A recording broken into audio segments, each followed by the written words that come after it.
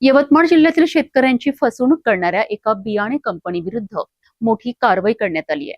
निकृष्ट दर्जाचे सोयाबीन बियाणे विक्री करून शेतकऱ्यांची दिशाभूल केल्याप्रकरणी बुस्टर प्लांट जेनेस्टिक प्रायव्हेट लिमिटेड या कंपनी विरुद्ध बाभुळगाव पोलीस ठाण्यात गुन्हा दाखल करण्यात आलाय. शासकीय तपासणीत बियाणे अप्रमाणित असल्याचे समोर आल्यानंतर ही कारवाई करण्यात आली आहे.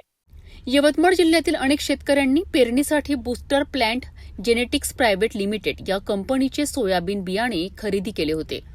मात्र पेरणीनंतर अपेक्षित उगवण न झाल्याने शेतकऱ्यांना मोठा आर्थिक फटका बसला. यामुळे संतप्त शेतकऱ्यांनी कृषी विभागाकडे तक्रारी दाखल केल्यात. तक्रारीनंतर पंचायत समिती बाभुळगाव येथील बियाणे निरीक्षक तथा कृषी अधिकारी दत्तात्रय तमलवाड यांनी संबंधित बियाण्यांचे नमुने तपासणीसाठी घेतलेत. हे नमुने नागपूर येथील शासकीय प्रयोगशाळेत पाठविण्यात आले. प्रयोगशाळेच्या अहवालात संबंधित बियाणे अप्रमाणित असल्याचे स्पष्ट झालेत. विशेष म्हणजे बियाण्यांच्या पिशव्यांवर सर्वोत्तम गुणवत्तेची हमी आणि 100% समाधान असे दावे करण्यात आले होते.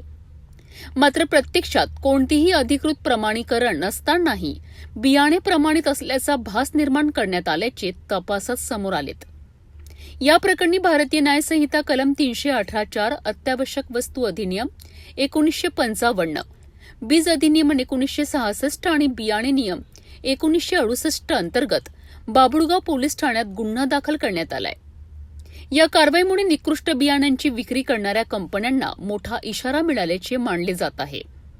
दरम्यान या प्रकरणाचा पुढील तपास पोलिसांकडून सुरू आहे. निकृष्ट बियाणांमुळे आधीच संकटात असलेल्या शेतकऱ्यांना मोठे आर्थिक नुकसान सहन करावे लागते.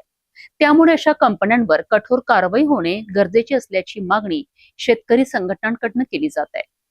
या प्रकरणात पुढे आणखी कोणती माहिती समोर येते का याकडे आता सर्वांचे लक्ष लागले आहे.